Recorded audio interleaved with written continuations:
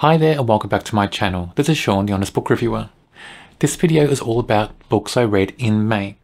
All the books for the month, from the first book to the last book. Now in this video, there are a lot of books. I had some vacation time in May, and with that time I spent a lot of time reading. I didn't really go anywhere during that vacation time. It was a short time anyway, about a week and a half or so. But I just spent a lot of time reading. I had a lot of books to get through, and the weather wasn't so great anyway, because at the moment it's getting towards winter. Well, right now, as I'm recording this, we're in winter. During May, we're on the tail end of autumn, so it was getting cooler. We had a little bit of rain, some sunshine as well, but it just wasn't that suitable for traveling really. So anyway, let's get down to the books in May. The first book I read is Legends and Lattes, written by Travis Baldree. It's a cozy fantasy. Now, I loved this book.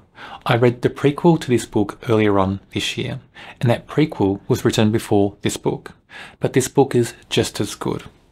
The coffee shop storyline, so basically it follows Viv, the main character, who's an orc, and in this book, she's retired from being a mercenary, and she wants to open up a coffee shop in this big city.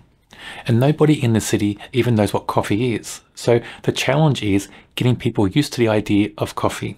Now, myself personally, I'm not a coffee drinker at all. I don't really like coffee that much. And for me, it's more tea and hot chocolate. So I wouldn't really like this coffee shop. But other people in the city, they don't know what coffee is. But in this book, they get used to it. And the coffee shop does well in this story. And that whole story about the coffee shop, from its starting, getting this old rundown stable, converting it into a coffee shop in the first place, and then just Viv understanding business more, how to start a business, how to market a business, how to, get goods, different things to sell in that business as well. Just those little things. That for me was compelling. I loved that storyline. It reminded me of computer games, like simulation games, where you can run a business. At the start of those games, you have little skills. And then you level up. And each level, you get more skills, more opportunities, more kind of powers, if you want, to use in that store. That's what this book reminded me of. And I have to mention the characters in this book we meet because of the coffee shop. One character in particular called Thimble. Thimble is a species called ratkin, and Thimble is amazing. He's a baker. He's a genius baker, comes up with all these ideas about recipes and ingredients and different tastes and scents and that in the food he makes. And it's amazing. And as a character, he's amazing as well. In the other book this author's written, there was a ratkin character as well called Fern, and I love that character as well. Maybe it's all about characters that are the species of ratkin, I don't know. But those two characters, Fern in the last book, Thimble in this book, are just brilliant. I want a book based on Thimble. I want a book based on Fern. They probably can't be in the same book because the prequel and this book, I don't know how many years they are apart. I'm guessing maybe 20 years or so in the time span of this world the author's creating. But I love those characters so much. Someone Knows Something, written by Brian Williams. This is non-fiction. It's about unsolved murders by a serial killer in Australia, in the state of Victoria, in the Tynong North and Frankston area. And this person is thought to have killed 4 or 5 women, maybe more. Nobody really knows if there's more victims. They're sure they can link 4 or 5 together with this one person. This case dates back about 40 years and has intrigued me for many years. I do like stories about true crime. I do like stories about true serial killers as well. I like the hunt. I like to hear about the hunt for them. There's something about it. I like getting in the minds of the police officers, detectives, law enforcement, as they try to piece together the clues. They try to piece together the psychology of the person they're chasing. And what I like about this book is it delves into fact. There's no speculation in this story. It's about facts and nothing else. We have the facts about the victims, and this author really gives the victims a voice. We learn about them. We learn about their lives. And it gives us a picture about them, who they were. They were real people. I think sometimes in stories like this, the killers themselves become the big thing, the big ticket item, if you will, and the victims become less than. It's a shame, I think, because where's the voice of the victims? They're the people this person killed. Why are we celebrating the killers over the victims? That happens a lot, I think, in true crime. But in this book, we celebrate the victims a lot and we learn facts about them. There's no fiction, no speculation about them. It's all on fact. And same with guesses of who the perpetrator may be. It's all factual. So I like that in the story as well. I really enjoyed this. It may be too dry for some readers. I think some readers of true crime non-fiction, they even like those stories to be a bit loud, a bit vibrant. They want speculation, they want theories. They want it to be something exciting to pull them in. This is just fact. I enjoyed it because of that. Raven Black, written by Anne Cleeves. Now this is the first book in the Shetland Islands mystery series. I like this book and it's one of the 12 books chosen for me to read in 2024. It's a great book. I like the setting. Set on the Shetland Islands, so it's isolated. We have these small islands. Sometimes the link is by a ferry. The only link to get anywhere is by ferry. It's cold, the weather's quite harsh, and it snows, all that sort of thing. It's just isolated settings, I think, in crime, when used well, just can be so atmospheric. They can be so gripping and chilling as well, because it pulls you in. It makes small things seem larger in isolated settings, and the author uses that in this book to great effect. The main crime is a teenage girl is discovered on New Year's Day, and her body is discovered just in the middle of the snow on an island. There's houses, not right near the body, one house, nearby, but not that close. So we immediately think about isolation. What drove somebody to take this teenage girl to this location and dump the body there? Or was the girl led there for some reason? Those questions open up straight away. And then we have a cold case. So in the history of this story, I think about 9 or 10 years before this crime in the present day, there was a girl who disappeared, and this girl I think was about 8 or 9, and she vanished from the island. No one knows where she went.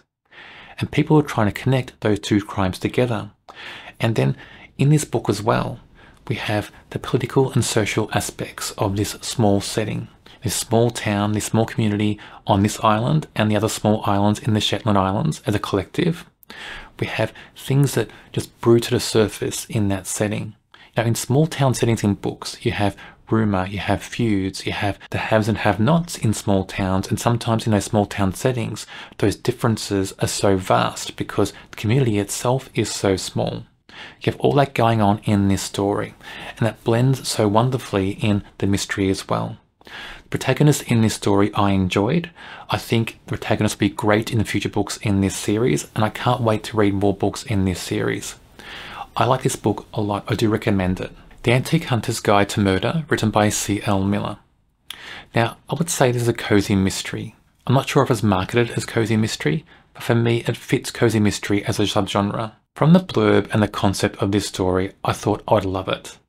I don't love it, and it's down to the writing style and just the way the characters are portrayed.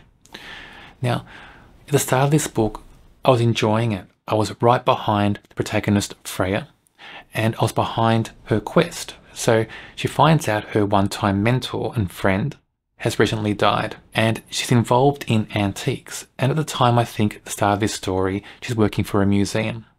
But in her past life, when she worked with this guy who was a mentor, he had an antique store. And part of his business, I guess, was also trying to find lost and stolen antiques. And she was helping him with that. She was learning that part of the trade.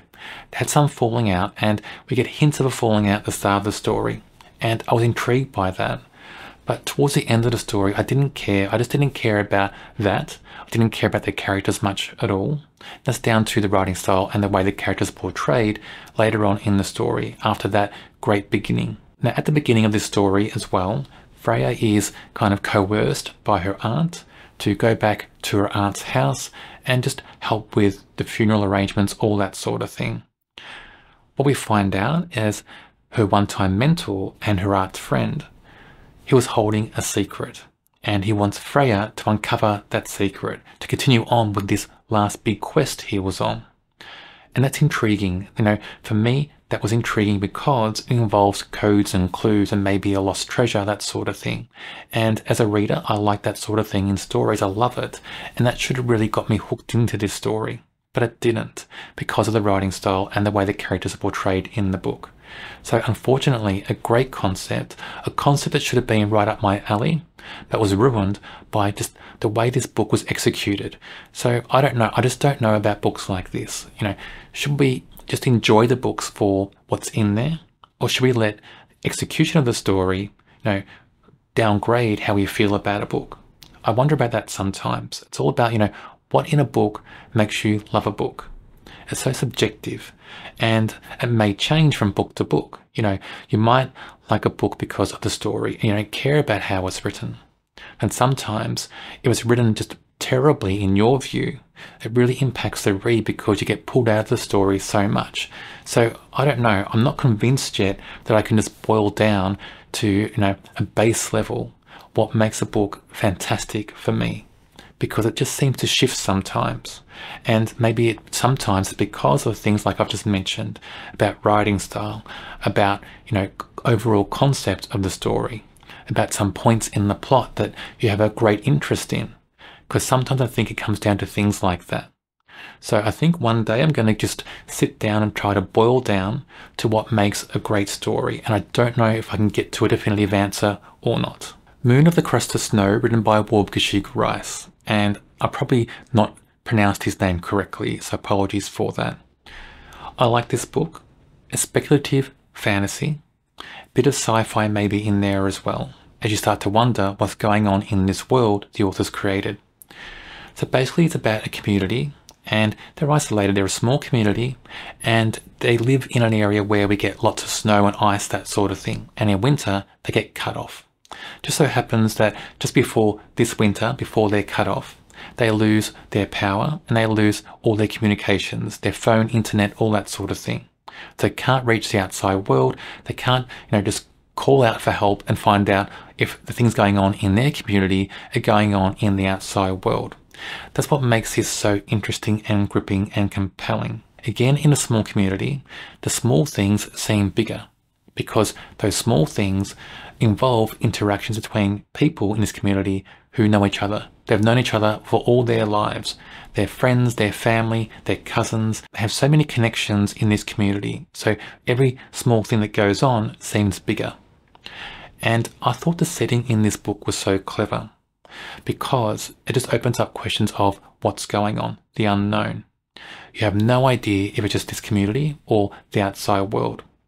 They find out little hints and clues and more information as the book progresses, and I understand this book is the first in a series. I'm not sure if there's more than 2 books. I know there's a second book out there. I'm not sure if it's going to extend to 3 or 4 or whatever, but I enjoyed this book. I found it compelling. I found the way it was told was written so well. It's not a long book. The writing style in this book is sparse. I'm not a huge fan of that style, but it matched the setting. It matched the landscape. So the whole setting, the snow, the ice, just the bleakness that is outside this community matched that writing style very well. I like the way we have the characters portrayed in the book. I like the way some questions are answered in a small way, but we have bigger questions because of that. I just like the overall structure of this story, and I really want to read the second part of this story. I want to read book 2, and I'm hoping book 2 opens up a few more questions while solving others. I'm hoping for some resolution in certain things in book 2. I have a feeling though that book 2 is going to be bigger than this book in certain ways, and I really can't wait to see what happens. The Cruelest Month, written by Louise Penny. It's the 3rd book to feature Amand Gamache. It's a mystery and a crime story. I enjoyed this a lot. Once again, we go back to 3 Pines, a small village, and by now we wonder about the crime rate in this village. I mean, it's a very small village and must have a huge crime rate because every crime, every mystery so far in this series goes back to this village. Anyway, we have a murder mystery again. A very convoluted mystery, I think, when you get towards the end and you find out how it all came to be. So for me, that wasn't that enjoyable. It just seemed too, I don't know, it just seemed too intricate to be real. And then we have the main themes and concepts in this book. And it's all focused on jealousy and love, both in the main crime in this book and just other subplots, other storylines going on in the overall story. I enjoyed that because we have it is playing out on so many different levels, and just makes this book, I think, more human. It really goes into the characters, and so far in this series, every book just delves into characters so deeply, and I enjoy that so much because it's not a book just about crimes. It's a book about people, about their relationships. It's about a community. It's about emotions. All those things in this series so far are as important as the crimes that take place. That's interesting because not many mystery books or mystery series, when they involve crimes, really play out the same way this series plays out so far. Also in this book, we have some sort of a conclusion about a storyline that was playing out from book 1. We have people in the police force are trying to undermine our main protagonist. Now, the conclusion in that book, I enjoyed the lead up to it. I enjoyed the intrigue behind it. You know, how much does the protagonist know? You know, is he getting to the truth, or are the people really going to undermine him and defeat him in a way? The real conclusion of that, when we got to that moment, that confrontation, I didn't enjoy that really at all. It just felt awkward and tacked on and just not thought about too carefully by the author at that moment. So for me, that was a letdown because that whole build up in the 3 books was just fantastic. There was just so much guesswork, and I was sitting there wondering who was really untrustworthy. Who are the culprits? What's going to happen? Will Gamache really find out what's going to happen and, you know, come through at the end, or will he suffer a blow? And I just didn't know what to expect. But by the end, when we had that conclusion, it felt deflating in a way. It just felt like it wasn't worthy of that whole build-up. Death of a Spy by R.W. Greene and M.C. Beaton. So even though it's based on all the characters and the world created by M.C. Beaton, I will put R.W. Greene first because he actually wrote the story. This book wasn't that great for me. There are 2 kind of crimes being investigated in this story. The main crime is about international spies, and for me, that didn't suit this whole setting of this series. You know, this series is really based on the Highlands, Scottish Highlands, and the crimes that take place in the Scottish Highlands, in the small towns around where the main character lives. That's where this whole series is at its strongest. And to have all these spies in the story, international spies, all that going on in the book, just didn't work for me in the story. The secondary crime did. The secondary crime is all about this crime spree robberies taking place in Hamish's village. That opens up, you know, more characters to come into the story in the village, opens up different things for Hamish to interact with in the village. So I like that because it feels more central to the overall series. On the cozy side of this book, it's a cozy mystery after all. So in each book, we should have cozy elements going on. There weren't many of them in this story. So a bit of a failure on that side of the cozy mystery as well. So overall, not the best book in this series by far. The secondary crime was enjoyable and engaging. I enjoyed that a lot. But the main crime with those spies didn't suit this series at all, and I don't understand why it's there.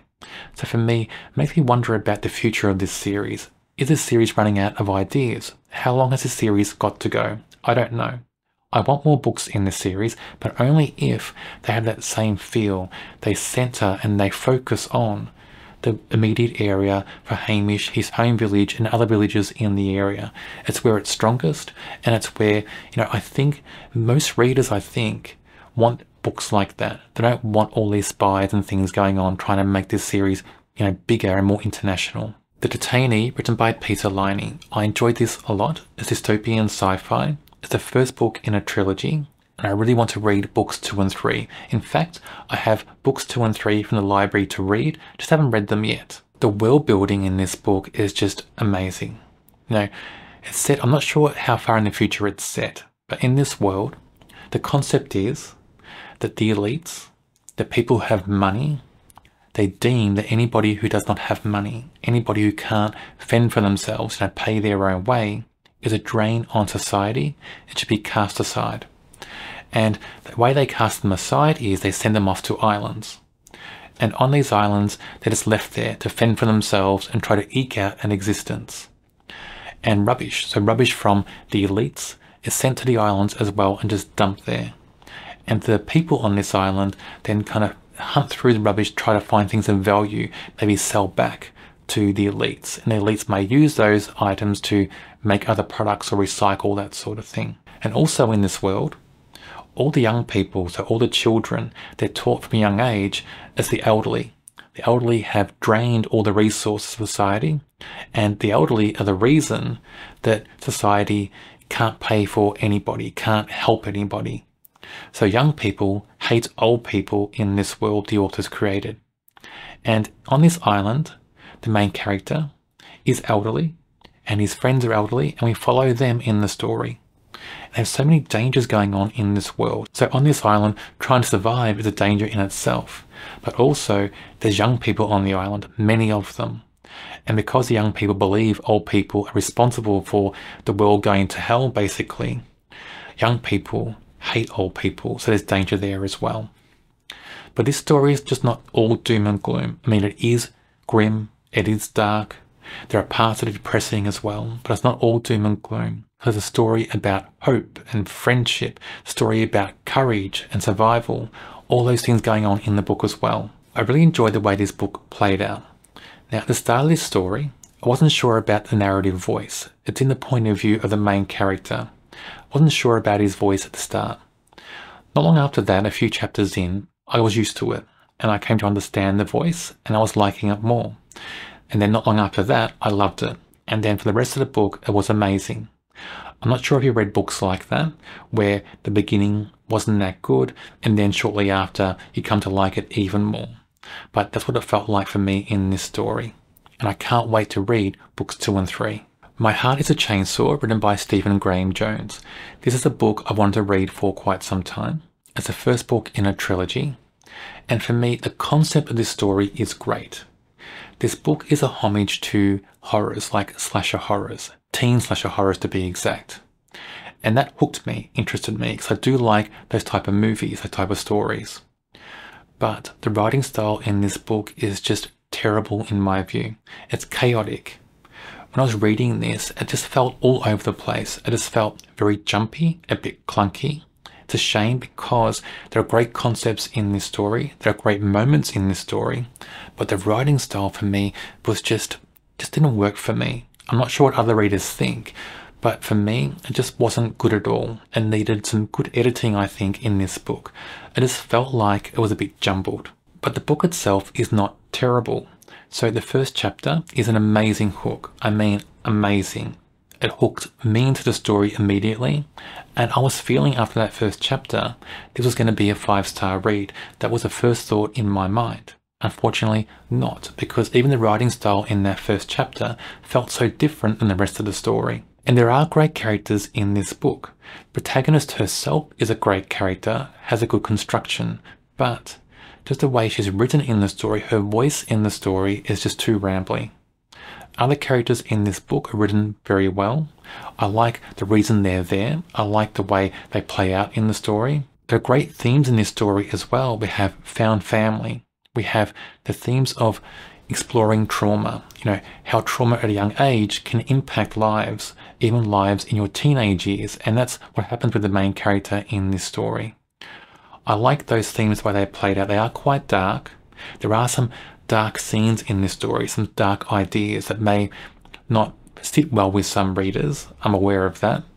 But I think they're explored in ways that are very compassionate and very carefully done. And I think the way they blend in with the rest of the story, the way the author includes them, the reason they're included is important, and I think they're written very well.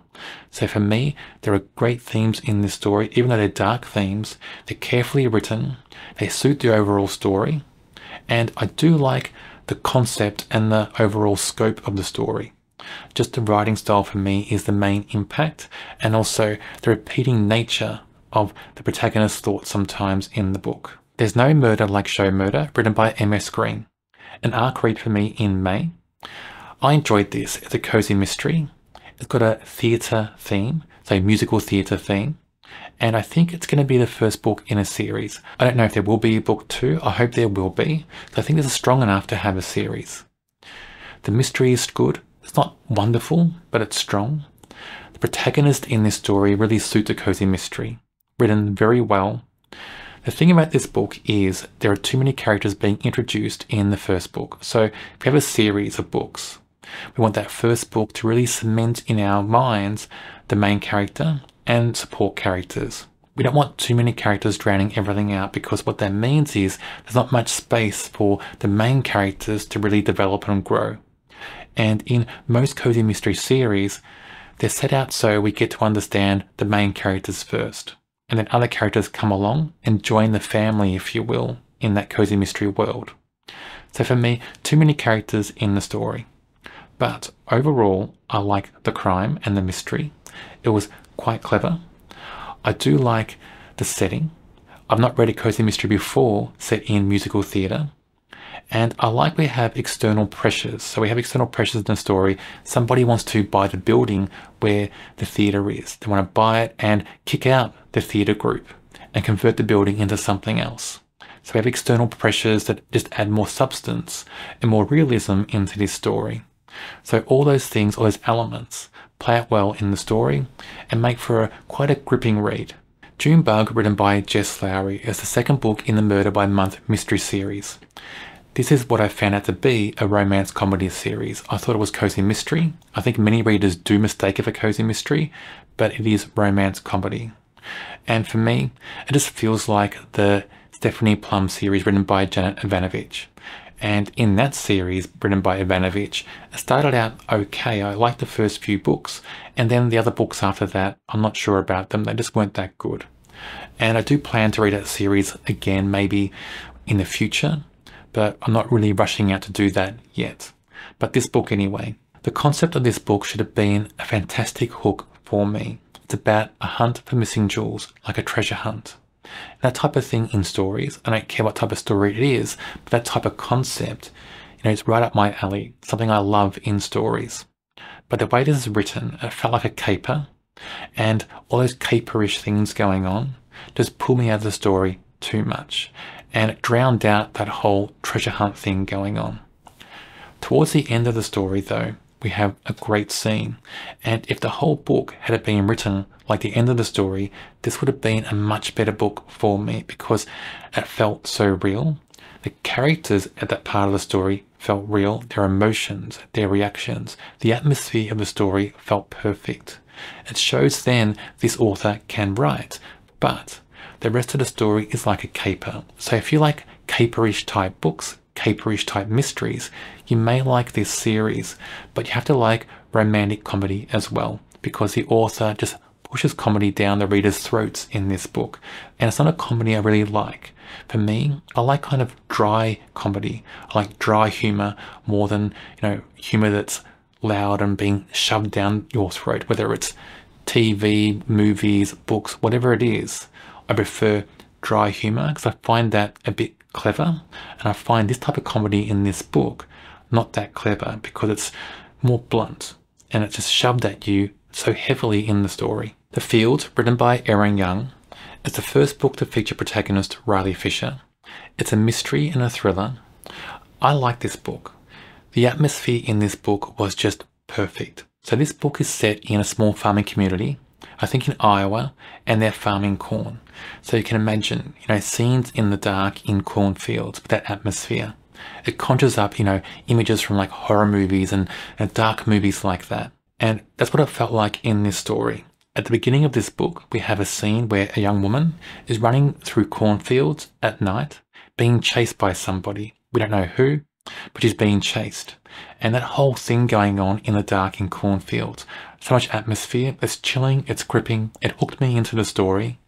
And that atmosphere and tension was going through this whole book. I really enjoyed it. The mystery is clever. The characters were brilliant in this story. I do think, though, that the author over-egged the side of having our protagonist's family. The characters in her family all have issues. Every one of them. And it just felt just overdone to me. And all those pressures, though, so even though it was overdone, those pressures from her family, they impacted her life in the story and had consequences for her investigation and just consequences for her life in general. So in that way, I think they were good, but I think there was too many of them. I like in this book that we have other things going on other than the mystery and the crime. So we have things about the politics and things about society, all focused on, big agriculture, taking over small farms, and how that impacts rural communities. I like that in this book because I'm interested in things like that. I'm not one who really enjoys seeing small communities eaten up by big companies, eaten up and spat out and kind of destroyed. I don't like that. I like to see social fabric, being consistent and not being ripped apart and destroyed.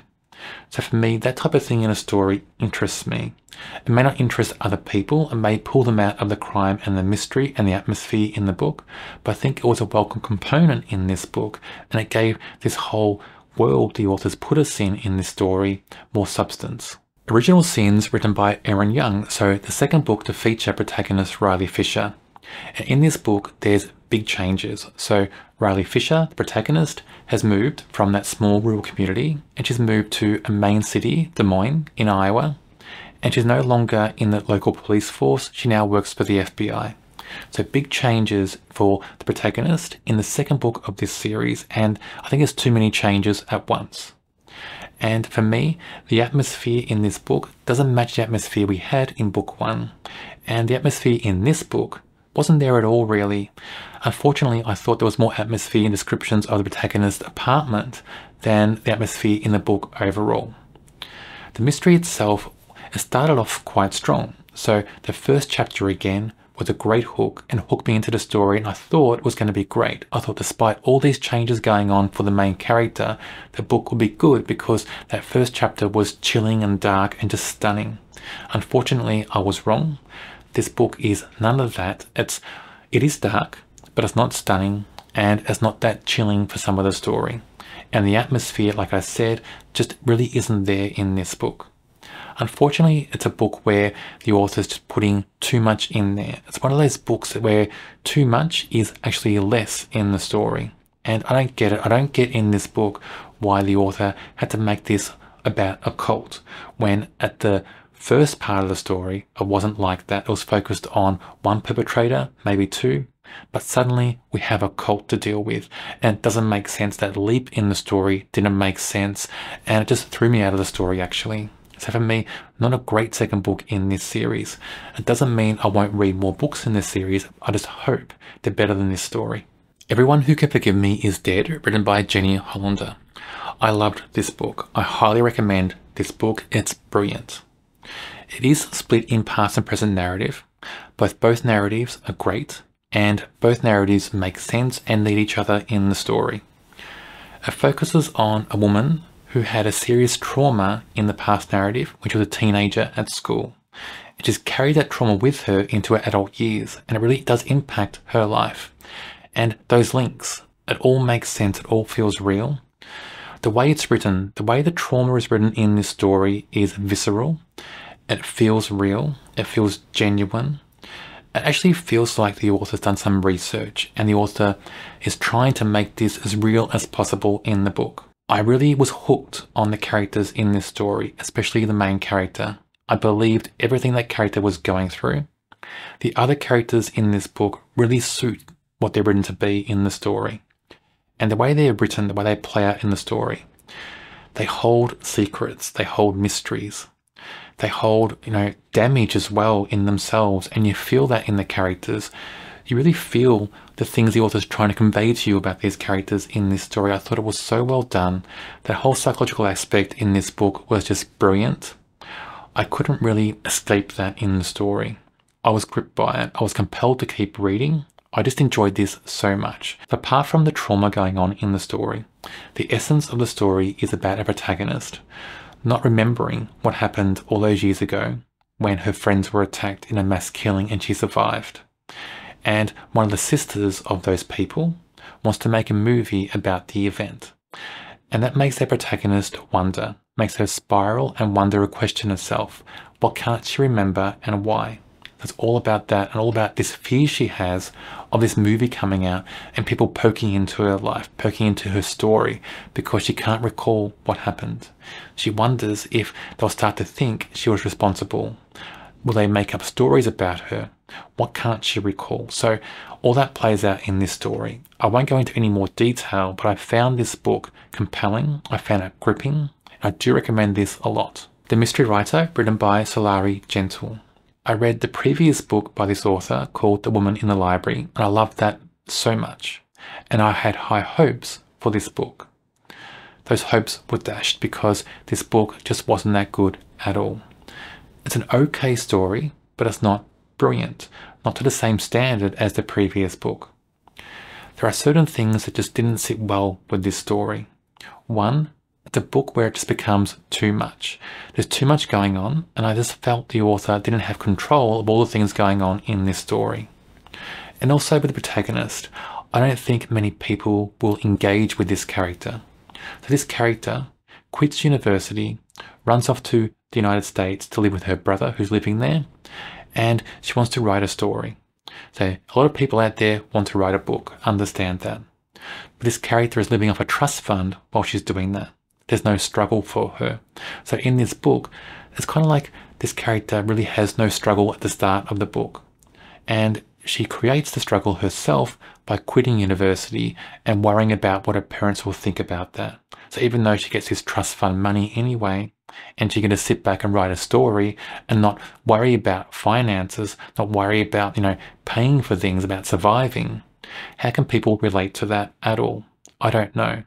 I couldn't relate to that because it just seems too unreal in a book. Even in a story, it just seems too unreal. But anyway, she gets thrown into a mystery because she befriends this guy at a cafe, and then she finds out this guy is an author, quite a famous author. And then not long after they form a relationship, this guy is found dead in his home. And then we have conspiracy theory things going on as well, which felt odd in this book. And these conspiracy theorists, they find out that she was involved with the author just before he died, and they wonder, was she responsible? So that puts her in more danger as these conspiracy theorists start to think that she was responsible, and then they start to haunt her basically. We have other things going on in the story as well, which I won't go into in this small discussion of the book. I don't want to give things away. But for me, it's a book that's just too much, too many things going on, it's too convoluted, and the author doesn't have control of all those threads in my view. A Death in Diamonds, written by SJ Bennett. It's book 4 in the Her Majesty the Queen Investigates series, a cozy mystery series. I really enjoy these books. The idea of Queen Elizabeth II investigating crimes, even though she doesn't go out in the field and investigates, she gets someone to do that, but she solves those crimes anyway. So the idea of that is just interesting to me. It's the reason why I started to read this series in the first place. This book is set in the past, so in this book, the Queen is in her early 30s, and I like that concept. I liked the way the author explored that. It brings different characters into the story more, and just kind of made for a bit of a warmer story as well. It gave a different feel to the overall book. So of course, in this series, we know the Queen can't investigate, so she has a sidekick in this book helping out, and that person is called Joan. And in the Second World War, this book is set just after the Second World War, Joan used to be a code breaker working for Bletchley Park. That intrigued me immediately. I love everything there is about Bletchley Park. I can't get enough of that. The idea of those code breakers, these clever women, these clever people who worked for Bletchley Park. And in a way, it's an awful story afterwards because these women were kind of like cast aside after the war. Their skills were used during the war. They were so clever, and then they were cast aside. And this character reminds me of that story again. So I liked her in this story very much. I like the interaction between Joan and the Queen. I like the Queen's family in this story. I like the mysteries. There are 2 mysteries. One's almost like a locked room mystery, a locked room murder mystery, and the other is all about somebody trying to sabotage the Queen. So for me, the sabotaging the Queen storyline was more engaging because it was more personal to the Queen, and I love that in this story. A great book, very interesting, very fun. I wonder what's in store for future books in this series. Will it all be based on the past as well? Because now the Queen's no longer alive, it doesn't feel right having books about the Queen in her elderly years. So I wonder if this series is all going to be based in the past from now. Mr. Einstein's Secretary, written by Matthew Reilly. So I was looking for different authors to read, and Matthew Reilly's been on that list for quite some time. So I thought, why not start with his latest book? And I'm glad I did, because I enjoyed this book overall. It's not all perfect. There's one section set during World War II I didn't think was really written that well, but I enjoyed the rest of the story. The rest of the story is quite brilliant, actually. And the characters in this book are quite amazing. They're not all amazing. In that part on the Second World War, I think the characters fell a little bit in the story. But apart from that section, the characters were brilliant in my view. We've got a great protagonist. She's very compelling, very engaging. And the Einstein character. Now, including Einstein in a book, I was wondering about that. How would that come about? How would it result in the story? Would it be cheesy? Would it be on the nose? But it wasn't. It was done so well. His character just exudes warmth, exudes just a general lightness in the story. And I love the interactions between our main character Hannah and Einstein in this story. It was just great in my view. We follow Hannah's life from childhood, I think when she's about 11 or so, to her adult years. She has great adventures along the way. This spans quite a few decades in the book. It is described as an epic. For me, I don't know how most people think about epics. Are epics really just books that span decades? Maybe so. Do people prefer epics that have more historical detail? I'm not sure. If you enjoy more historical detail, you may not like this story. This story is all about pace more than historical detail and about characters. But for me, the way the characters were described, their dialogue, what they're wearing, what they developed, their interactions, those things really painted the settings in those time periods for me, more than the way the settings were described. So for me, it's character driven in this book.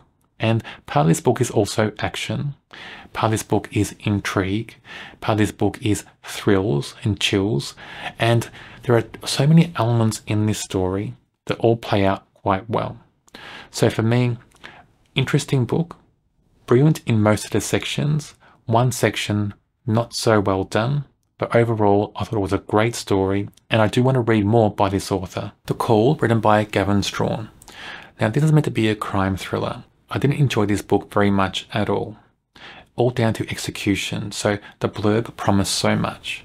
The blurb promised a really gripping and chilling crime novel, but it's not there. The blurb promised villains that were menacing, villains that were threatening in the story. They weren't threatening or menacing in the book.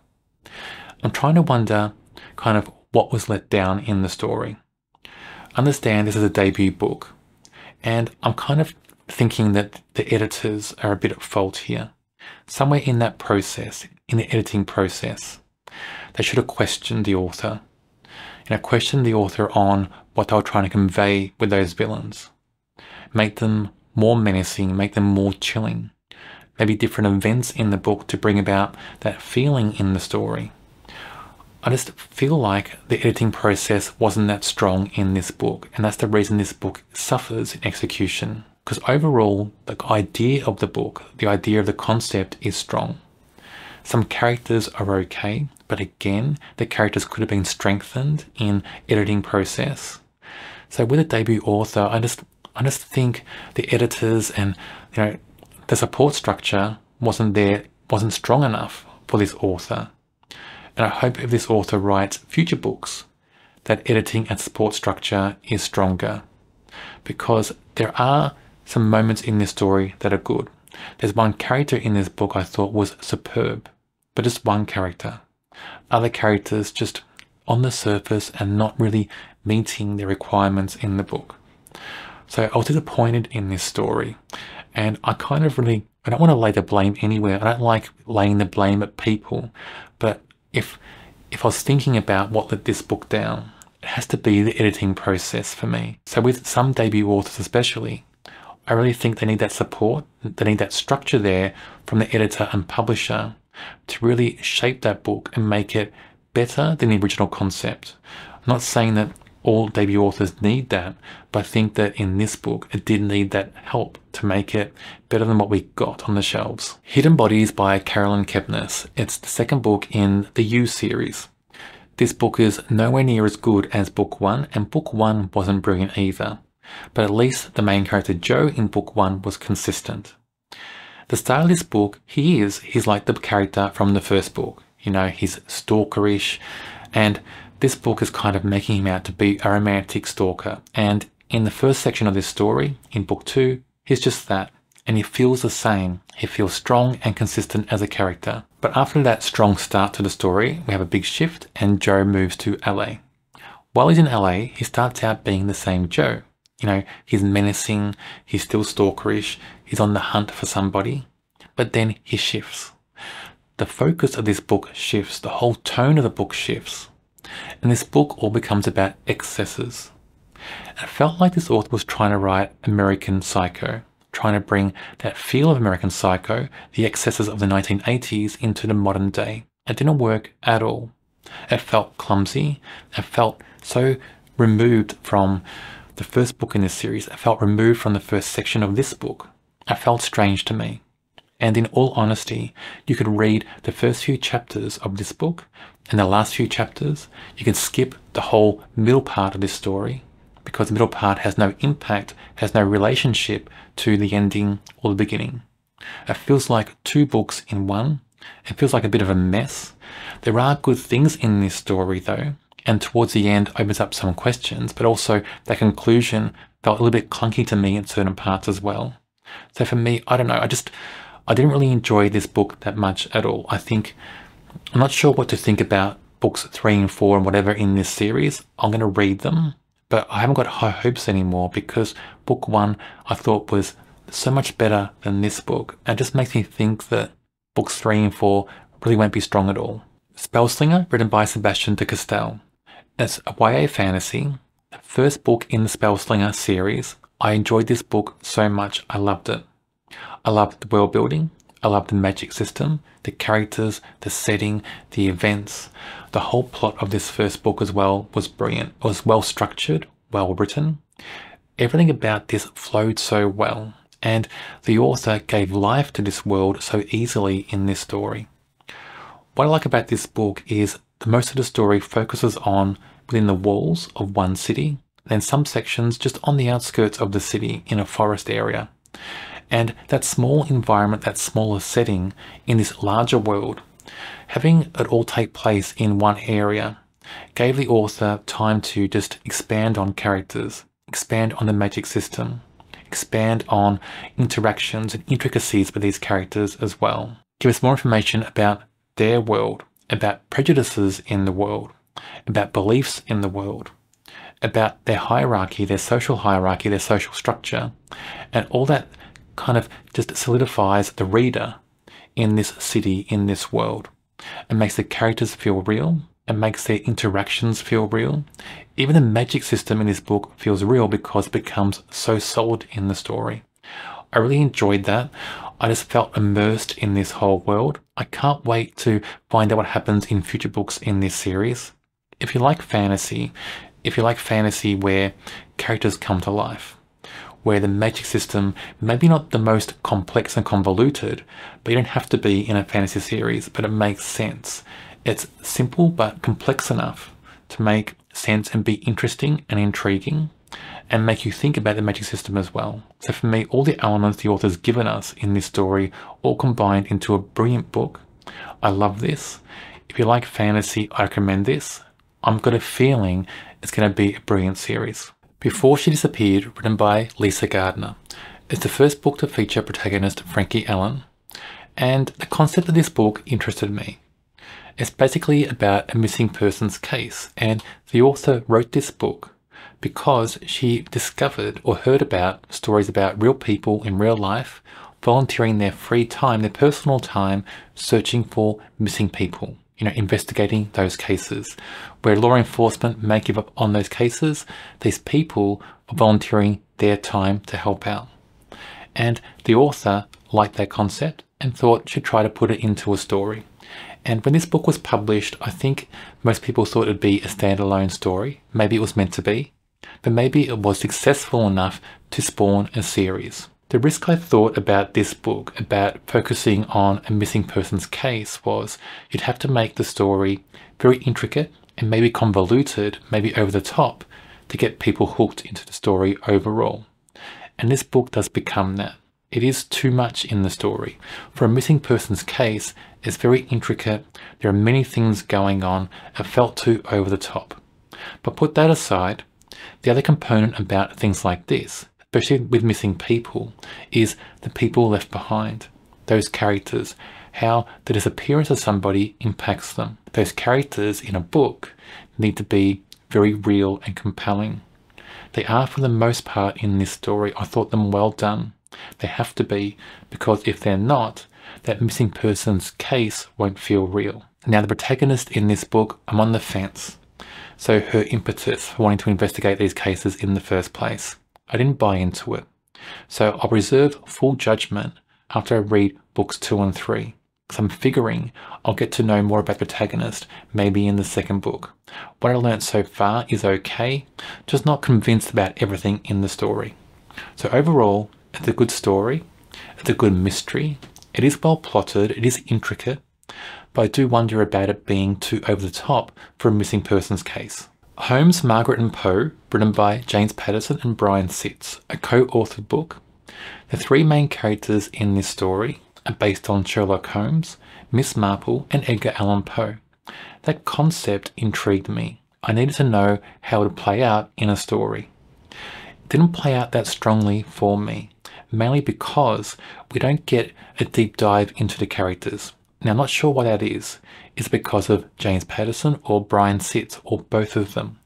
In this relationship where it's a co-authored book, from my understanding, James Patterson writes a detailed synopsis. And that synopsis may be around 80, 120 pages, something like that. Then the co-author takes that synopsis and expands it into novel length.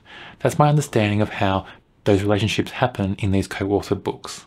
But anyway, this book suffers from too many mysteries in the book. It just flips from mystery to mystery to mystery, leaves no room for character development or growth. There's no depth in character in this story. That's a shame, because the main reason I wanted to read this is because I was intrigued how the characters would relate to Sherlock Holmes, Miss Marple and Edgar Allan Poe. It's not really there in the story. We get little hints, we get little surface details about how they relate, but nothing too deep. It's a shame, I think.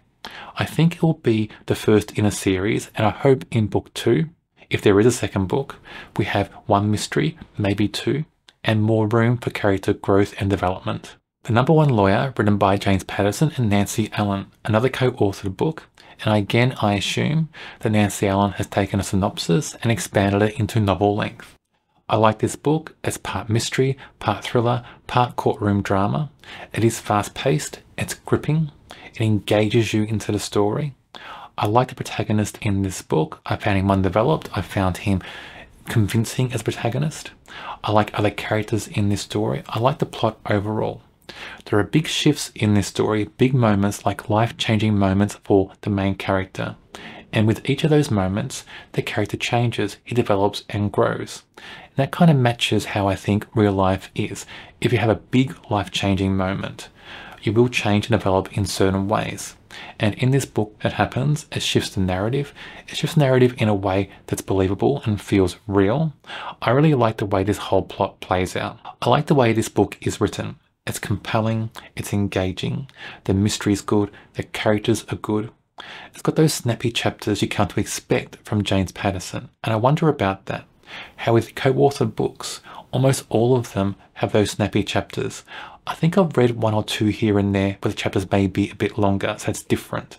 But most of the books have those really snappy chapters with no filler, where it's fast-paced and it keeps you reading because those chapters end on a point where you're wondering what next.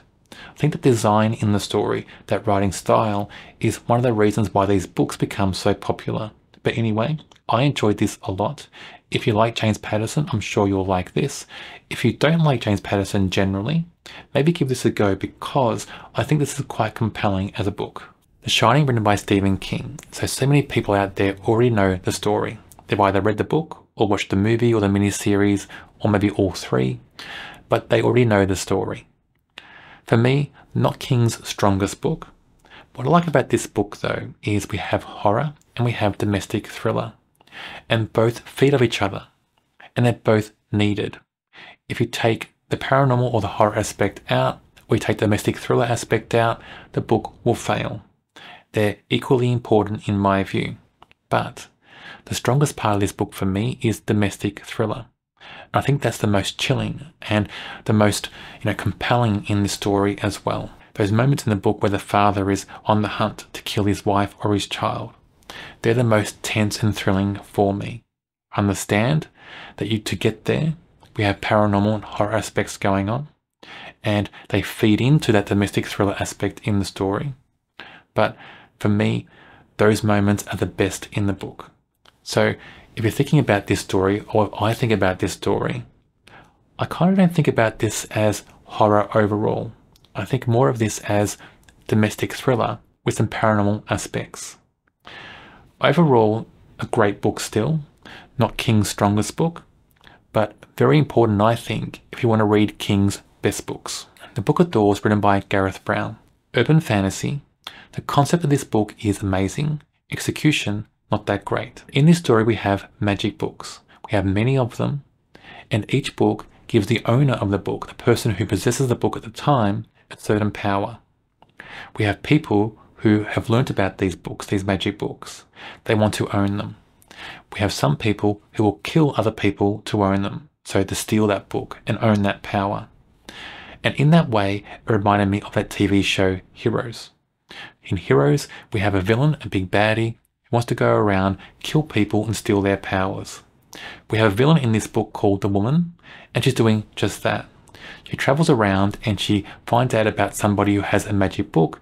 She'll go and kill them and steal their book or books and steal those powers. Almost felt like a direct rip-off of the TV show.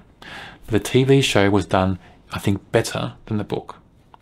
The villain in this book doesn't feel menacing at all. I don't feel any threat from that villain in this book. It felt like a bit cartoonish in the book in a way. There are okay moments in this book, but I think a lot of it is a bit, drawn out. I think this author just loses pace, I think, sometimes in this book. The pace drops very much. So for me, those elements were a big negative in the story when I was reading it.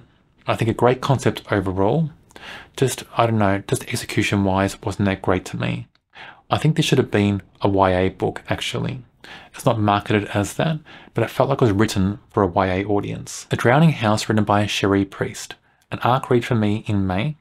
I enjoyed this. It's horror. It reminded me of those 80s horror books, like John Saul, or maybe James Herbert as well, where atmosphere and characters are more important than blood and gore.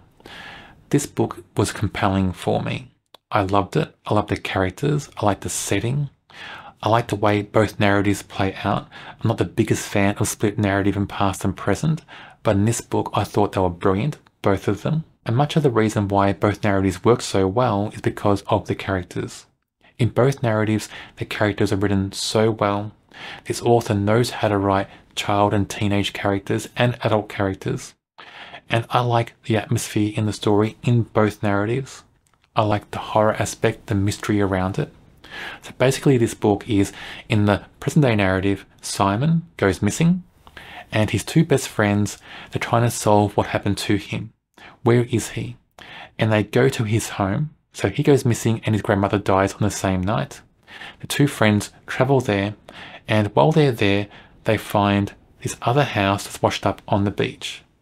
And this house looks like it's been in the water for many years, even decades. So what's the mystery about that house that's washed up as well? So two mysteries in this book to solve. Of course it's horror, so we have paranormal and other things going on in the story.